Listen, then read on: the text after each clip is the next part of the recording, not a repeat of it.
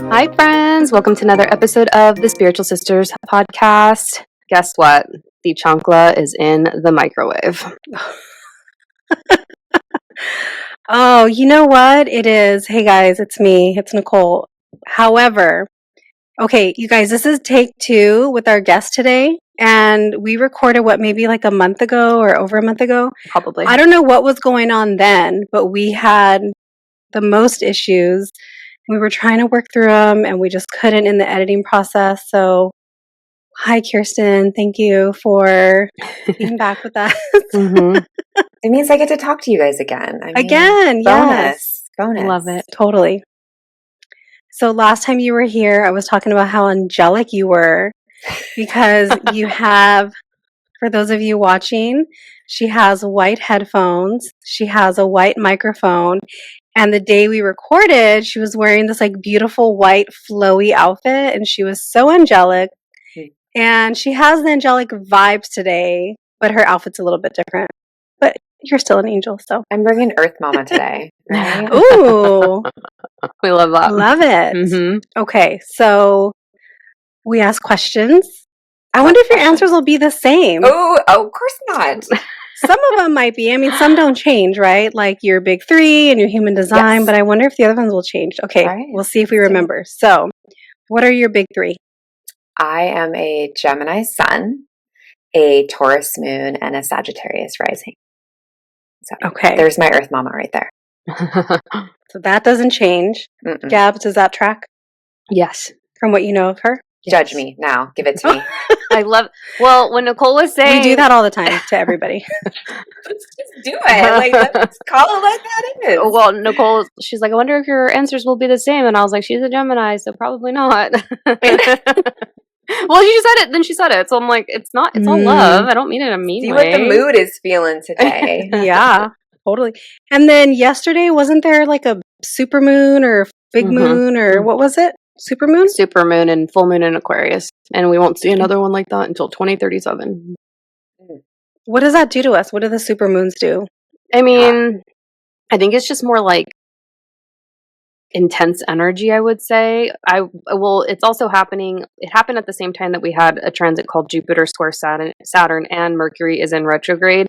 But with all of that, I pretty much just posted on my Instagram. I was like, hey, like, just be really careful, like, driving today because, and like, car related things could really come up. I had a girlfriend that I went to school with. She's like, my tire, I had to like change it on the side of the road. And then our aunt, our Thea, down in the valley, she pretty much said she was almost, her entire family and her, thank God they're safe, they were almost rear-ended by a drunk driver that was driving a semi that was 3 times over the legal limit, and it was like a whole thing. So I was like, oh my gosh. So anyways, there's something to these things, guys. Okay. Mm-hmm. Absolutely. And since I'm a Gemini and I'm ruled by Mercury, it's my favorite time of the year. Okay, Kelly, when you hear this, think back to supermoon and let me know if the ER was full at the hospital. No, they do say that. Like, I've heard from a lot of friends. My sister's in healthcare, and I've had other friends in healthcare, and they absolutely track with the full moon. I remember we had a guest on, Abigail, and she also works in healthcare, and she said the same thing. Yeah. She said it's crazy during a full moon. Wild. Okay. Well, while Nicole's taking her break, if you're watching on YouTube. Sorry, I had to sneeze. Okay. What is you don't do the cute sneeze? Like, wait, are you like the full sneezer, the sneezer that holds back, or like the cute sneezer? Like, do you know what I'm talking about? There's it depends. Like the full on, or there's like this cute sneeze sometimes. No, it's not a cute sneezer. Sometimes I think I hold back because I'm always afraid of like boogers coming out of my nose. My husband's a violent sneezer, and it drives me crazy. I'm just like, I just look at him like, oh God, yeah. But I'm not a violent sneezer like that. Okay. What is your human design? Human design. Okay, so not only am I a Gemini, but I'm a manifesting generator, so I move quickly. I am a 1-3 profile and an emotional authority.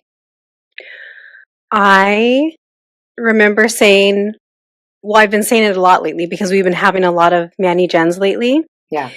But I was listening to an episode of a podcast recently. Was it a podcast?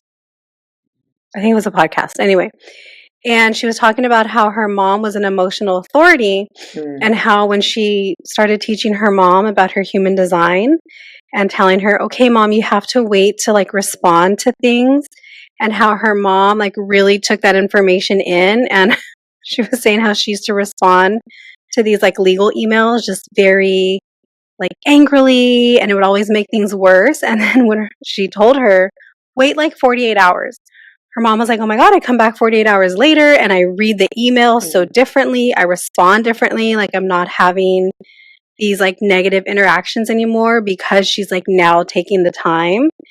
And that has to be, I think, sometimes really hard to allow yourself that time to say, okay, not yet. Like, give me 24 hours, give me 48 hours, especially when like everything moves so quickly. Yes, yes, and yes, all of it. I think that when I learned that I was an emotional authority, so much made sense for me. I am like a very emotional person, and just to understand how that works, that, you know, you're on this wave. And so your wave might look different than everybody else's as well. But to understand what your wave looks like and where you should be coming in. And yeah, not at a high or a low. You need to like give yourself time, and everybody's time is different. Um, it definitely was very validating, but now that I'm aware of it, it also can be very challenging because um, I do have to hold back. And again, I'm a Gemini, so I'm like, you know, I'm a verbal communicator. I'm quick, you know, that's something that I'm used to, like rapid firing. And then even a Manny Gen, like constantly moving, you know, and targeting. And so to have emotional authority, it does require that patience, which is, of course, you know, part of the lesson. And the irony of it all is that that's something that I struggled with for so long, is having that patience and that discernment. And I got really into the gene keys with my human design. And so it's something I was really like diving into. It's a lot to take in. So you kind of have to take like little nuggets and kind of move on and then come back to it. But discernment, when and where and the timing that I speak, is such a huge part of my makeup. And so it was really fascinating to look at that and look at my emotional authority and really sit back and understand how that comes into my life, like with parenting. Like, I mean, that's the thing too, is like, talk about, you know, yeah, maybe I can hold off on responding to an email, but when you have kids and they're like, now is now, you know, it's like, I have to, you know, wade the waters a little bit and understand where I'm coming in and how I'm able to give them enough, because everything is immediate for them. And for me, I've learned to understand that I can't be in that immediacy all the time. So finding that balance has really it's been amazing, but also like can be challenging at times for sure. Yeah, definitely. And what are some podcasts or books or documentaries right now that you're enjoying? I love that you're changing up this question. I heard this the other day on the other episode. You're like, I'm expanding. Yeah. Yeah, because I'm a Manny Gen. I love like consumerism on a different level. Like when I say that, I mean like I consume information like that, especially as a 1/3. Information is what I want to consume at all times. And so also, you know, I have, you know, Sagittarius in, you know, my big three. I also have Gemini. So again, like they're information, knowledge seekers, all of these things. So it's literally just something that it's me. So I've actually made a pivot away from podcasts recently. I'm still listening to them, but just not with like the, you know, methodical kind of plan that I used to have, where I was like, you know, constantly in a podcast. I have switched more to some audiobooks, which has been amazing.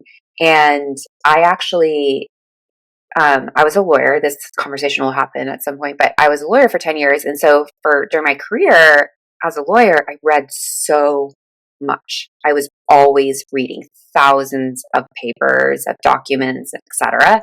And so like this idea of like reading for pleasure had gotten completely lost. And so, you know, since leaving that career, I have like found a new, you know, passion or love for reading. And look, I consume all the spiritual like books a million times over, but I am rejoined a book club with some local moms, and I'm just reading, whatever books are being selected. And so that's actually been really joyful because so much of our learnings and our human experiences are represented in these different formats. And so like books are so, to me, like impactful in a different way, especially if you're reading, fiction. Like fiction can be really impactful in a different way. So long answer to your question. But the podcast that I do love, of course, I love this podcast. I love Nikki's podcast. Her business sessions are awesome. The Paved podcast with the Fuller sisters is great. And the books, I'm like reading 10 right now, but I'm reading You Are the Placebo by Dr. Joe Dispenza right now. Placebo Effect. I can't remember the exact You Are title. the Placebo. I think you're right. You Are the Placebo. Yeah. So I'm reading that right now. And I just started, oh my gosh, The Soul of Money, I think is what it's called. Have you guys heard of that one? So, Writing them down. Oh, and down. I was checking my phone. I think it's The Soul of Money. I'll have to double check, but I just started that on audio. But yeah, those are some of the things that I'm listening to. I'm rolling with the book club books as they come in. And the one we just read was The Problem with Drowning. So I'll just leave that there. We need to have a local mommy book club around here. Mm-hmm. Yeah. Yeah, maybe I should start it, but I have too much to do. Okay. If you could work with anybody, who would you want to work with, living or no longer living? This answer will be the same, I think. Oprah she's always a person that would be top on my list of someone that I would love to work with. I'm curious. And I would love to work with Nikki. I think, so much of my journey has been connected with her. So it would be just, like a full circle moment to have that. And I think I did say this last time, and she's actually been coming up recently. And she came up in the book that I was reading, The Soul of Money, Mother Teresa. I think, her and Mary Magdalene, to me in person and just to be in their presence, their actual physical human presence, I think would be incredible.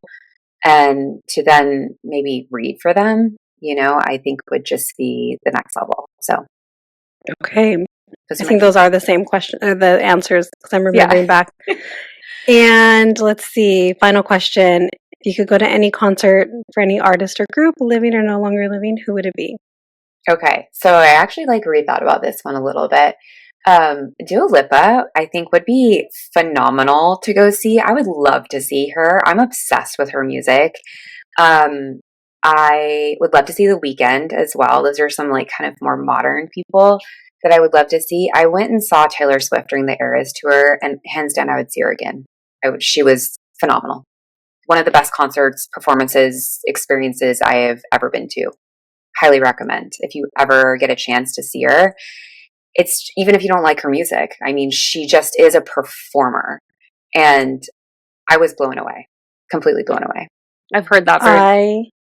Go ahead.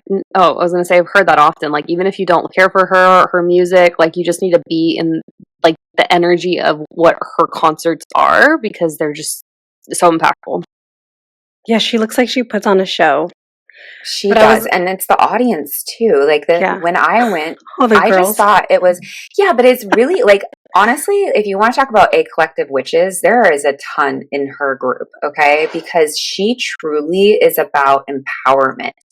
And that's, in my personal opinion, what, being a witch is about. It's about personal empowerment and empowering other people and fighting for, the greater good, in a very kind of encapsulated way.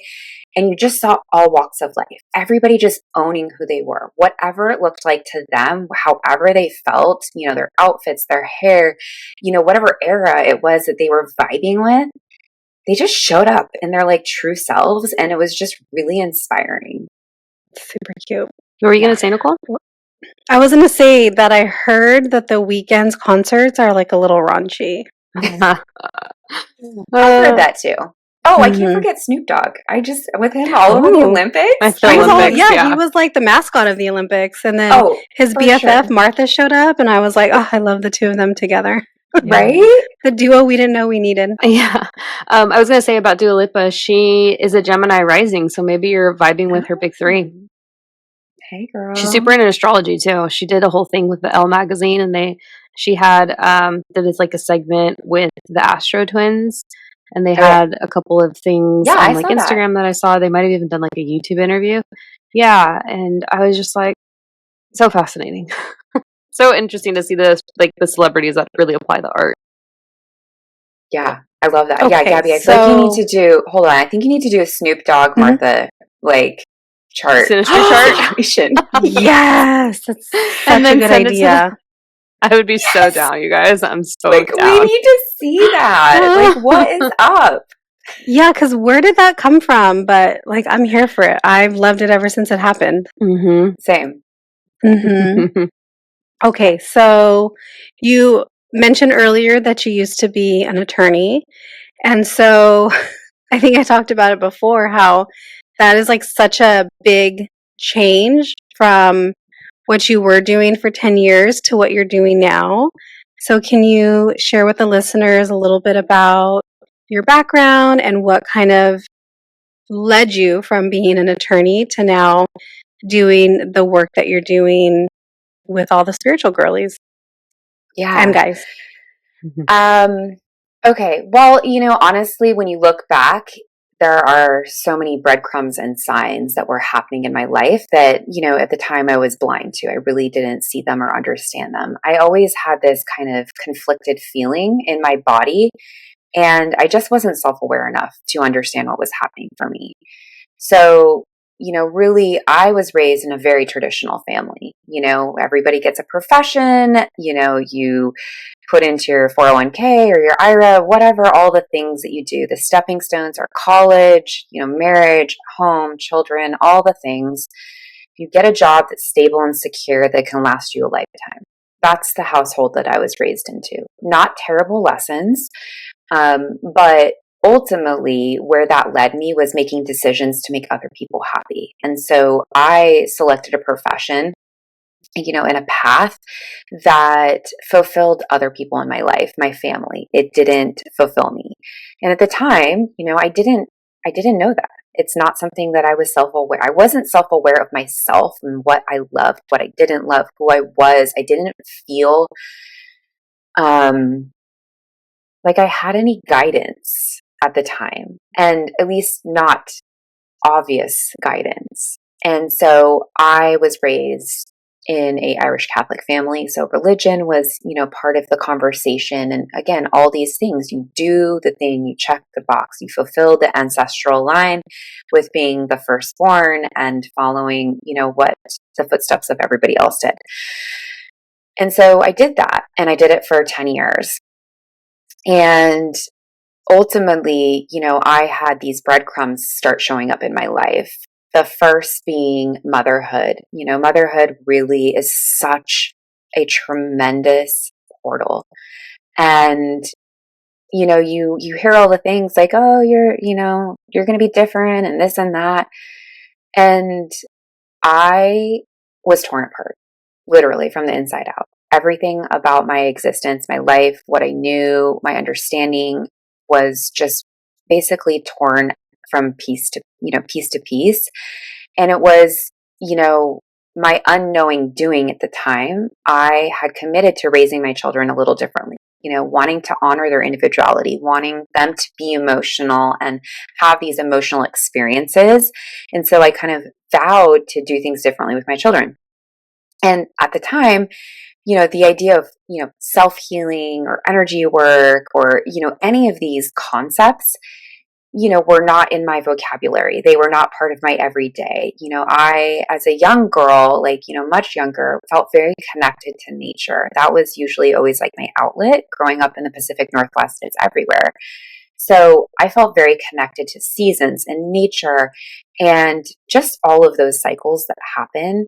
But I became very disconnected in my adult life. And so when I became a mom, I just recognized I wanted to do something different. And at the time, I didn't realize what I was doing as I was starting my healing journey. I was starting this walk to unlearn things that I had learned as a child because I wanted my kids to be raised in a different way. Not to say that I didn't have amazing times in my childhood. It's just that we're different and we all have different paths. And I truly wanted to honor the individuality of my kids. And so, at the time that was happening. And my kids are 14 months apart. So as soon as I kind of got my sea legs in motherhood, I was pregnant again. And there was the second healing journey, the true opening for me, because I thought I had failed at motherhood. In the 6 months that I had been a mother, I felt like I had done everything wrong. I had this idea of failure in my mind all the time. I couldn't get my child to do all the things that everybody said that she should be doing, sleeping at this time and, eating this way, et cetera, all the things that moms go through. And I genuinely thought I failed. And so when I quickly became pregnant again, I was like, I was beside myself. Like I didn't know how to move forward in some ways. And I had a moment, reflecting back where I realized that this was the greatest gift of my life. This was the true healing that I needed because I was shown in so many different ways that I wasn't a failure, that I hadn't failed. And so, those were kind of, the beginning times of things starting to happen for me internally and understanding who I was, what I needed, how I needed to heal, how my childhood had affected decisions in my life. And so, that train kept going. And I came across someone who trained me to meditate. I did a Vedic meditation training for a couple days. And that was at the end of 2019. I started having all these visuals, and again, I was a practicing attorney at this time. Okay. So I'm in court, I'm arguing motions in front of a judge. I'm writing briefs. I'm, doing discovery. I'm doing all the things that litigation attorneys do. That's my day job. That's, how I am showing up out in the world. And I was having all these experiences, behind closed doors or behind the curtains. And something happened with meditation. It was like another piece of the door, another crack in the door began to open, right? And so more started happening for me, more started coming out, and I couldn't ignore it. It was maybe earlier on in my life, I had signs. Looking back, I can see these things now, but in the moment, I couldn't see it. I was blind to it. These things were happening where I literally could not turn them off. I couldn't turn away. And it was the universe truly saying there's no more hand holding here. This is happening and we're going to bring it to you in the way that it needs to, be brought. And so I learned to meditate. I started meditating. I started having these visuals. So I'm very clairvoyant. So that, I didn't, again, connect the dots necessarily at the same time. I was like, doesn't everybody have these experiences when they're meditating? And I was asking some friends, I was like, do you see things or, what happens? And they were like, yeah, no. And I'm like, okay, all right. And then 2020 happened and the universe truly was putting me in check. And so my job stopped. It was a hard break. The courts shut down. Everything in my kind of immediate day-to-day life in my world with work came to a screeching halt. And I don't think ever in my life would this ever happen. I don't think for a lot of people, during 2020, a lot of things happened that probably would have never happened in their life to give them the space and the opportunity to see things differently. And that's what 2020 gave me. It gave me time to be still with myself. It gave me enough time to have spaciousness to see the path that I had been walking and understand the decisions that I had made. And that's really where things started to, kind of click and turn, for me. And I began finding people like Nikki. I began finding, almost 30. I began finding all of, the different podcasts and the books and the Untethered Soul, and all of these things just started to come, they flooded into my world, and all the bells and whistles went off. Everything just started happening for me. And so, when I started on the journey, I wasn't intending to leave the profession. I just was trying to work through my own personal, stuff, like healing myself and understanding who I was and finding my loves and my joys again. And so that's what really started it. And it just was like a natural unfolding that happened. What is meditation training like? Because I've never heard of meditation training. Yeah. And I'm curious, when you started doing the training and started doing the practice, how long were you meditating for in the very beginning? And how long do you typically meditate for now? So, there's, we live in a modern age, meditation is everywhere. There's apps, there's, all sorts of programs, everything. You honestly don't necessarily need all of that stuff. And the funny thing is that I didn't actually set this up. This was something set up by my husband. My husband had a friend that did this training, and so they suggested it. My husband's like, "Want to do it?" And I'm like, "Sure, why not?" And so, she is a guru. I guess that's, whether you want to use that word in the, worst way or the best way. She had been meditating for, decades, trained other people to meditate, ran a whole center in Los Angeles. And so, I'm sure Gabby can speak to this too, but, the Vedas are ancient texts. And so astrology and different practices are also kind of revolving around these ancient texts. And so she came in to do a Vedic astrology reading for us and teach us the way to meditate under the Vedas. And so you are given a personalized mantra. And so how it started, we did the training together, my husband and I.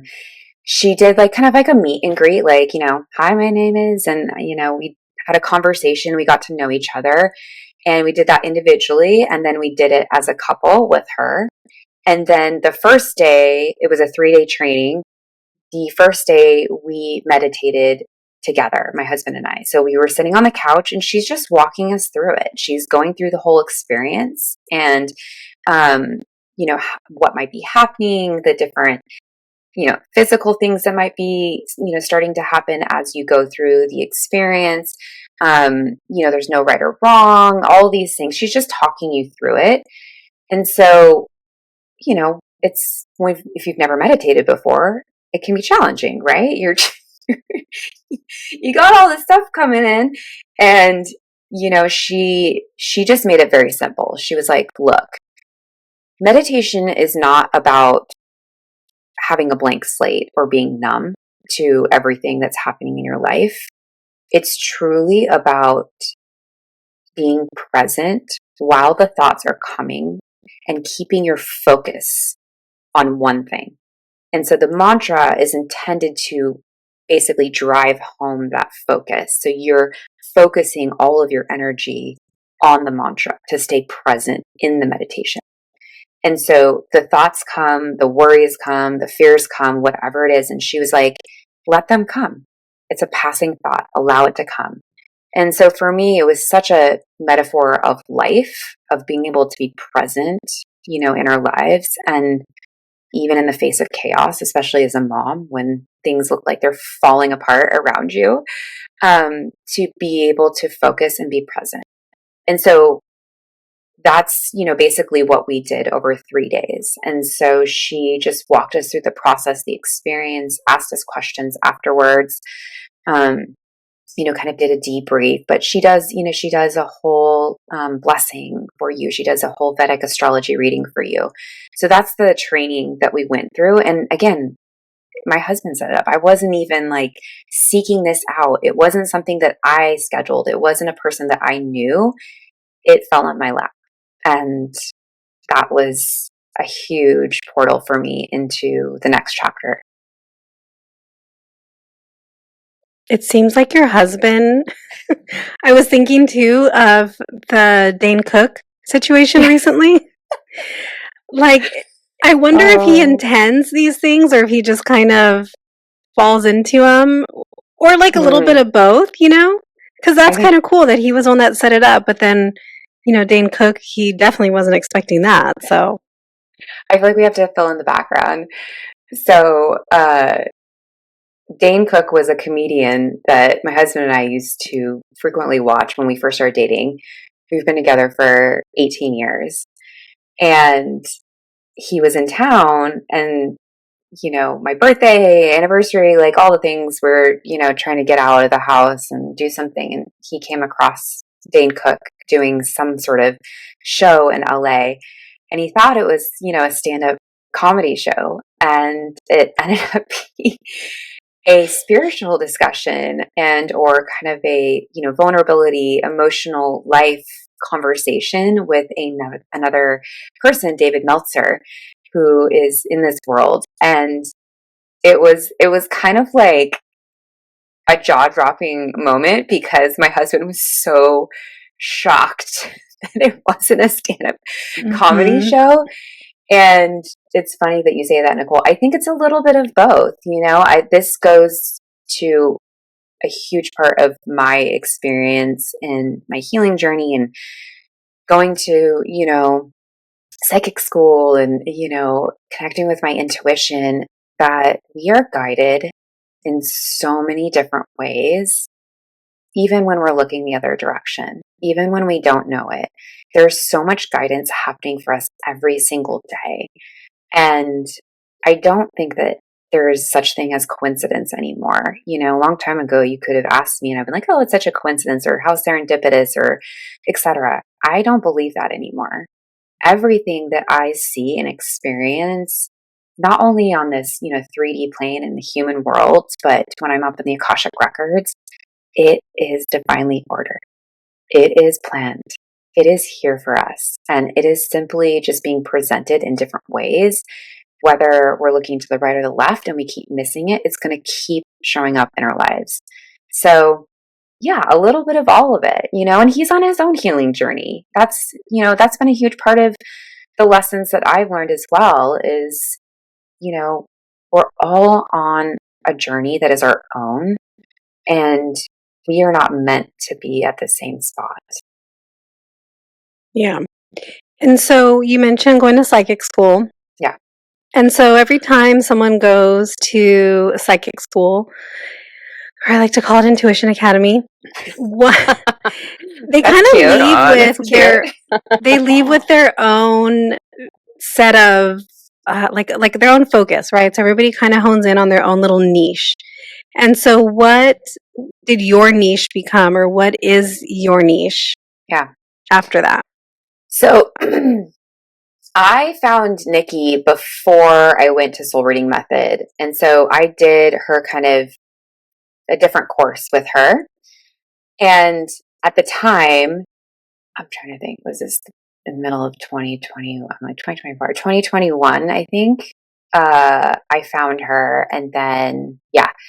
And so I was still a practicing attorney. You know, I just was, again, I was curious about all of these different things, and I wanted to learn more, and I was trying to do something different in my life, you know, on a personal level. At the time, I wasn't thinking career-wise. I wasn't trying to shift. I was just, again, just trying to personally heal myself. And so I found Nikki, and when I did her first, you know, course, I was blown away. I finally felt like I had language around something that I internally knew or experienced. Like I had vocabulary now to describe it and understand it and use it as a tool.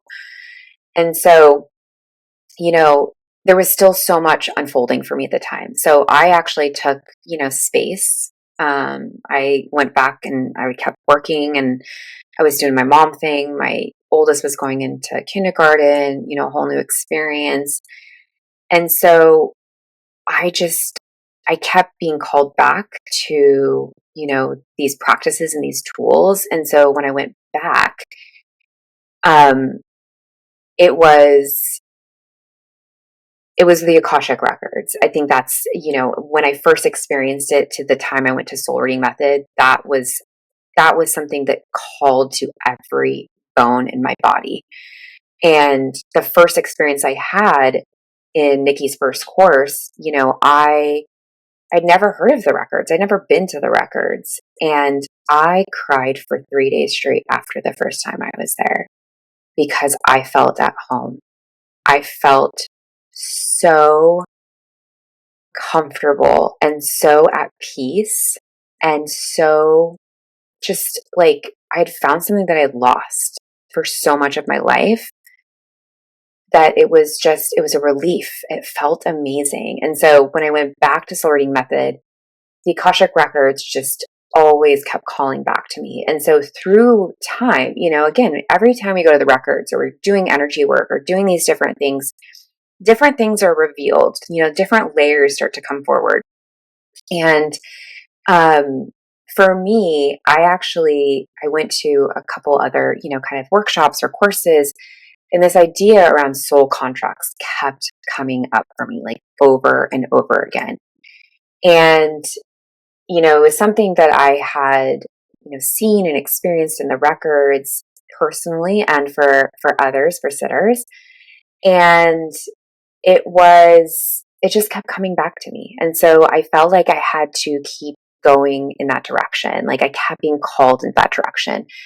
And this was the time where I really started to reflect back on my path and what I had learned, and why I had been born to the family that I had been born to, why, in my opinion, I chose my parents, why I had ended up in this career as an attorney. And so much of that had to do with soul contracts. I was raised in a family that is still deeply masculine, very much in the masculine, very much in the productivity mindset, very much in this traditional, kind of way of doing things and thinking. And everything was a negotiation. Everything. And as a kid, if you want that, okay, argue your way to it, negotiate it, and that's the sole basis of contracts. And, on every single level, even in the 3D, it's all about negotiating. It's understanding the terms. It's knowing the covenants that we make. And so I was in training, and I realized that, looking back at everything I had gone through as an attorney, negotiating contracts, writing contracts, litigating contracts, understanding the agreements that we make. This was all training leading up to this moment. I love that you speak to that was part of your work as an attorney, and then that is now your work that you're doing in like the spiritual world. And one thing that you had mentioned in the last episode that we didn't get to, but right now you said how you come from a family who is very masculine. And I think you had spoke to it last time. Your grandpa, or you had a grandparent that was a judge, and then your parents are attorneys as well, right? So you've been like being set up for this your entire life before you were even born, Yes. right? This was already the path that you were going to be going on, kind of whether you liked it or not. Yeah, absolutely. I think a lot of people can relate.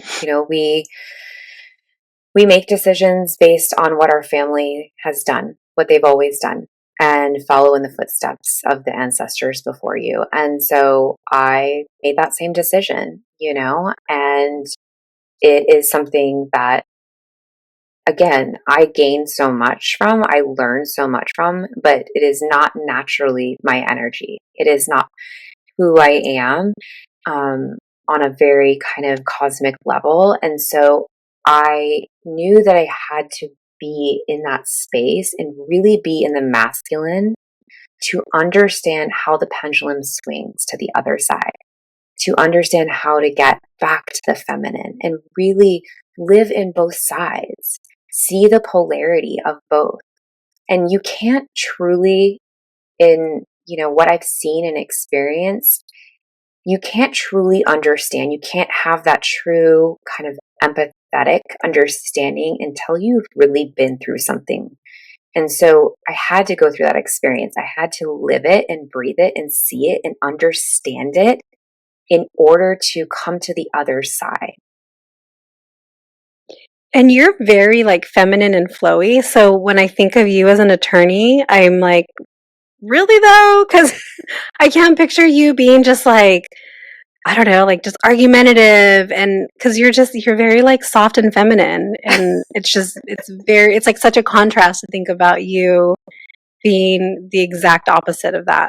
I take that as such a compliment, Nicole, because it is something that I actively have worked on and manifested in my life. It is something that I set an intention around when I started healing, that I had to heal and come to a place of love with the feminine, because I always saw myself as deeply masculine.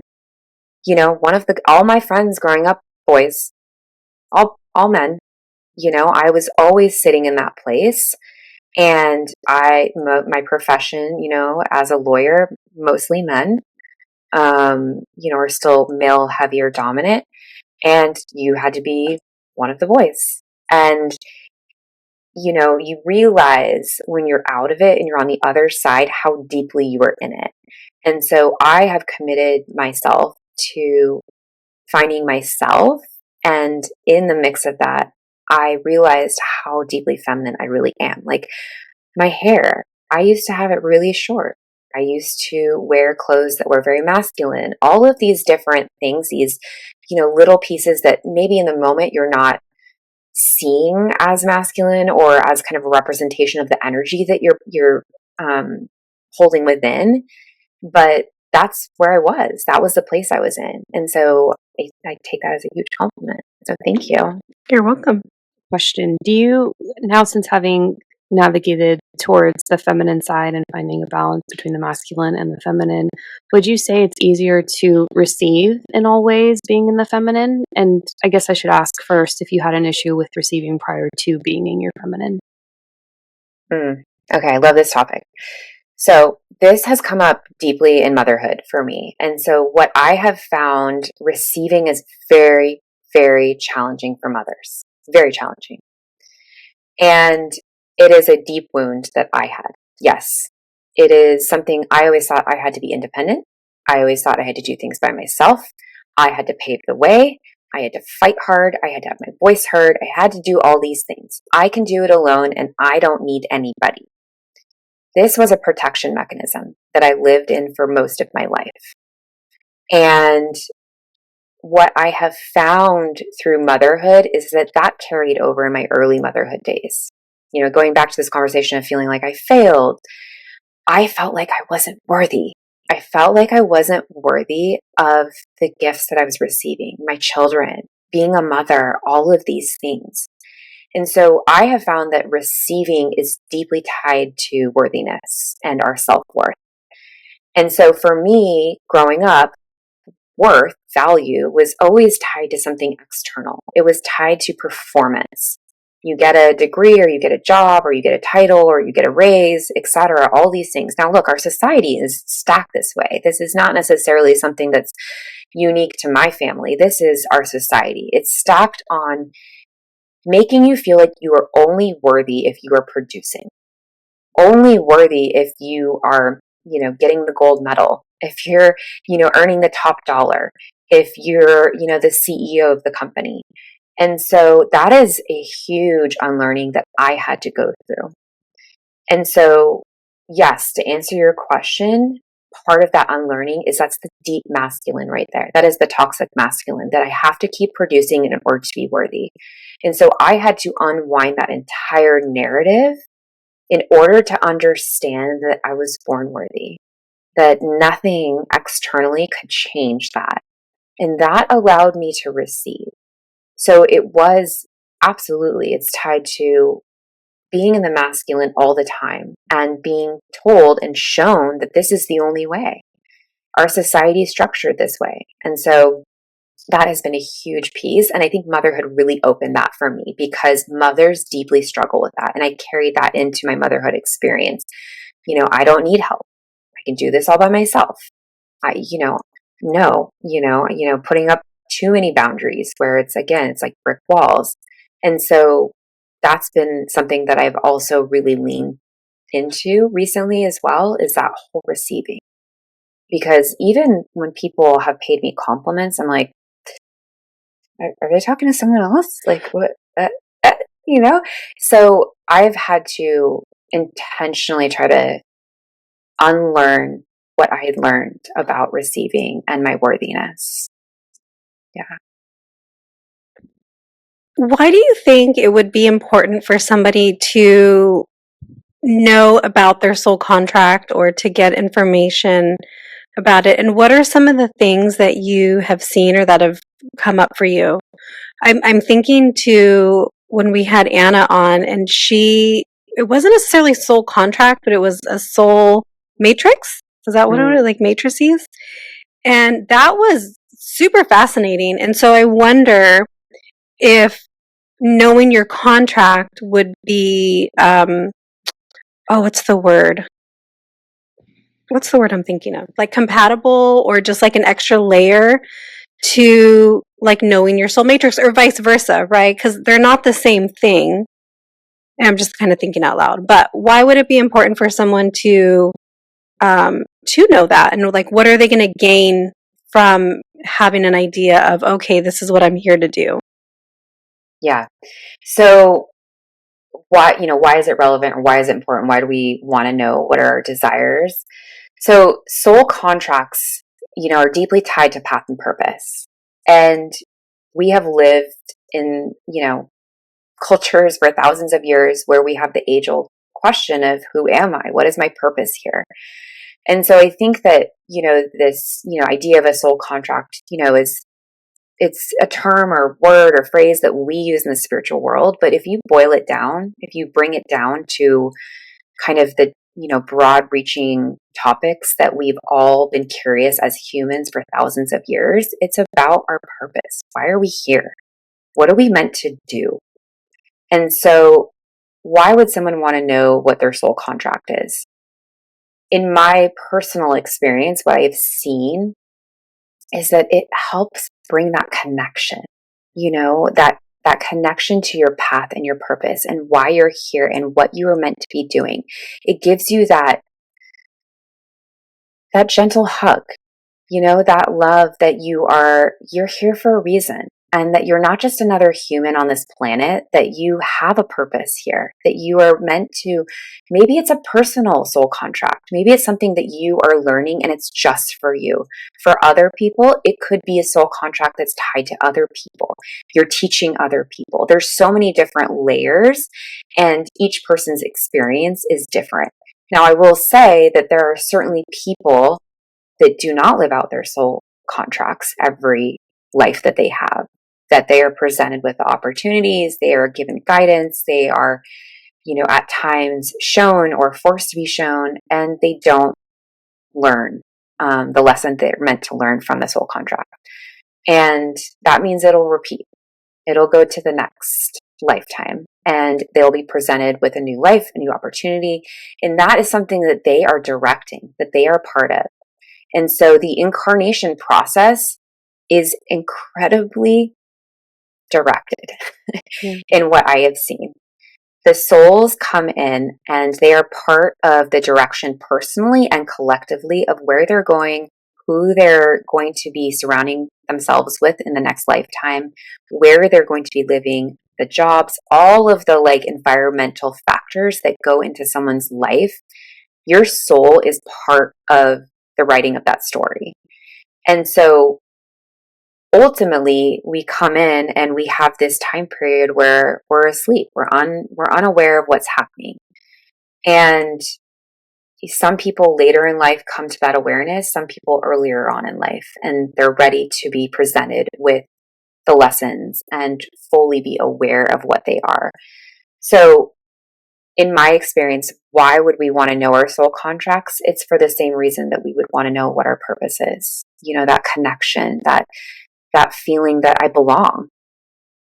I love that you said that, and I love the question, Nicole, because today I was recording another podcast as a guest, and she's like, "What would be the purpose of knowing like your life's incarnation, soul conscious?" She pretty much asked me the same thing, and I was like, I think my answer was, I think it would just be really awful to question what your purpose in life would be. Like, just to even have to ask that, having been in a place like that a couple years ago during my Saturn return, like, that sucks, because you're questioning existence. I have a question, and I kind of want to know your thoughts on it, because this is something that you do often and see often with these readings that you're doing. So, do you think that anybody, or have you seen anybody that kind of comes into this world and this lifetime with a purpose of,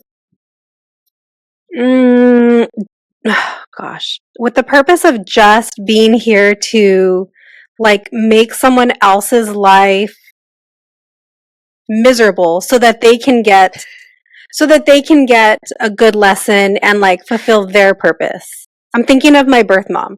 Like, I don't see her having like a purpose in life, and so I kind of think, was she just like put here to like teach me all these lessons, but like didn't like wasn't given a good purpose in life? Like, do you think that that's something? So, can I just say before you answer the question, you were thinking of your birth mom, and I was like, okay, she's probably thinking about that, but my mind, you know what it went to? Adolf Hitler. My baby daddy? No, Huh? no, Hitler. Oh, Adolf Hitler? Like, you're just going to make my life miserable? You're going to make this surreal. Your baby daddy's going to listen to that. Well, it's fine. He'll text me. Yeah, he will. Adolf Hitler. Yeah, but no, I'm thinking more of like, something like that, where, like you just see people that don't have any like purpose in life and no drive and like no accomplishment. And so it's like, was that what their contract was, or did they just totally fuck up and now they have to like redo this again in another lifetime because they definitely didn't do what they came to do? Yeah. So humans know suffering.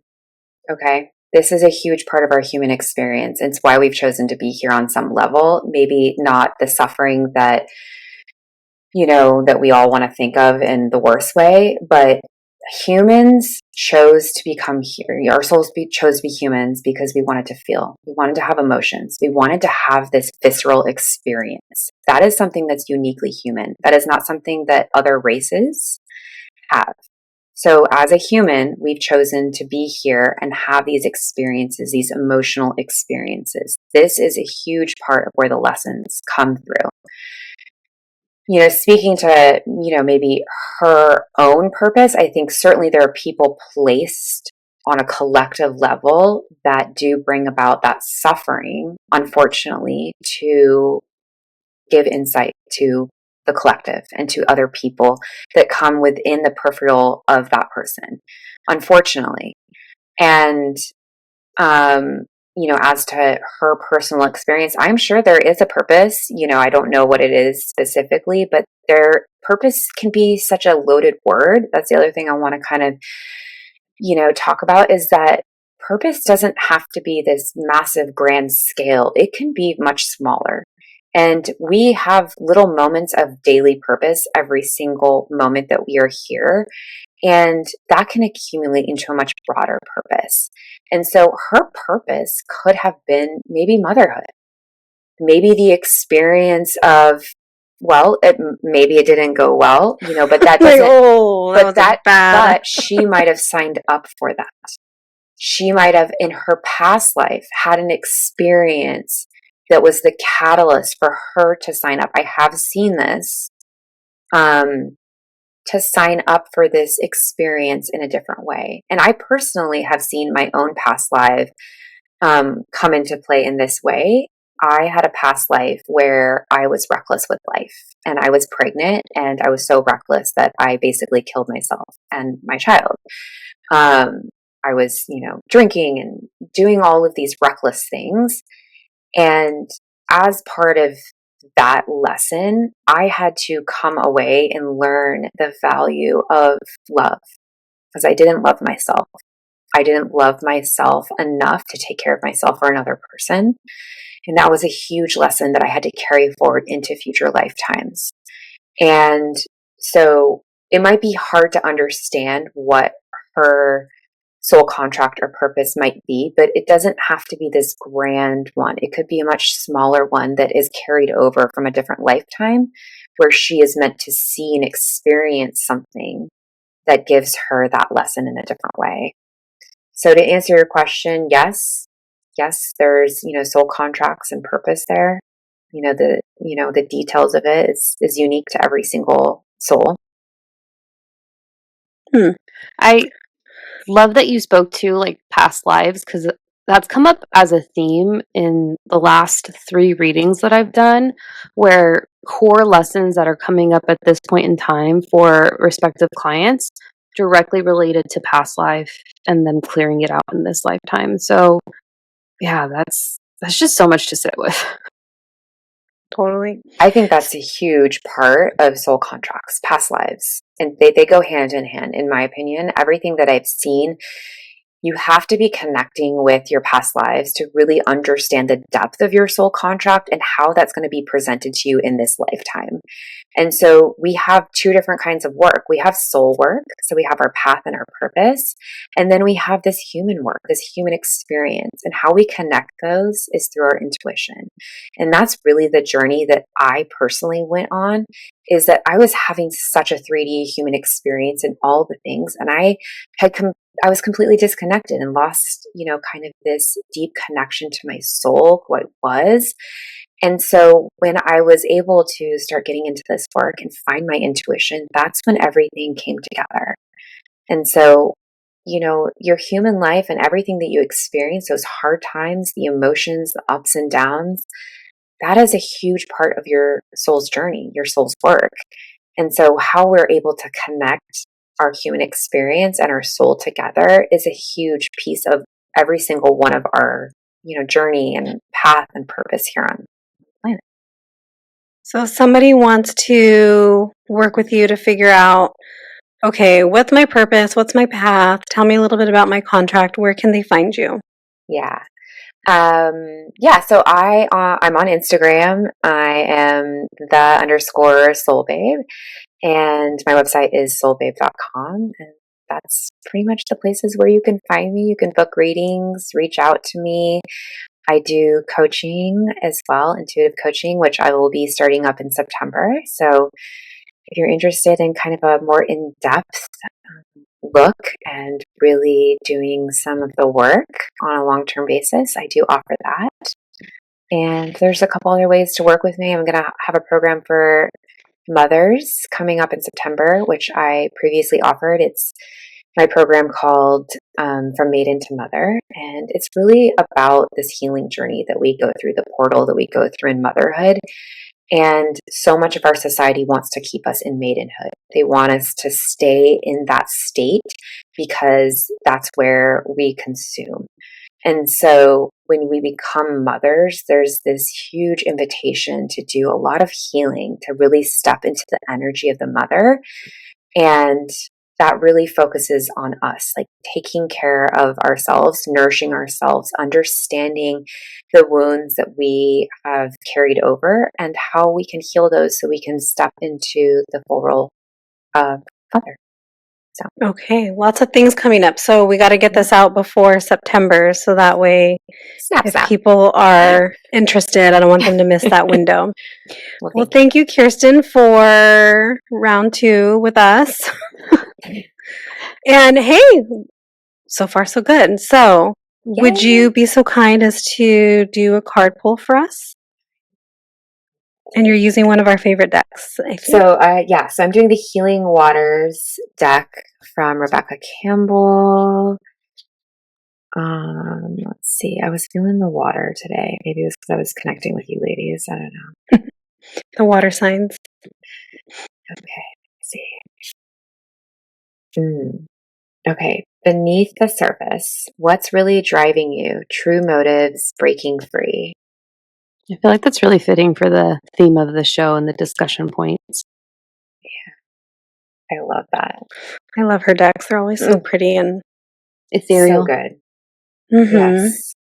We'll be sure to link all of the notes in the show notes, the links in the show notes. And then, yeah, guys, go follow Kirsten online on her Instagram. It's very aesthetically pleasing and inviting, and there's always so much value in the story. So 10 out of 10. It's the Taurus. Taurus, value and pretty. It's the Taurus moon, right? The exalted moon. Thank you so much for having me again. Thank you for coming back again. Yeah, and I feel like we could talk all day. And I could. We're all talkers. Yeah. Okay, guys, go check her out. And if you're interested in learning more about your contract, go see her. And I think that's it. Until next time. Bye. Bye.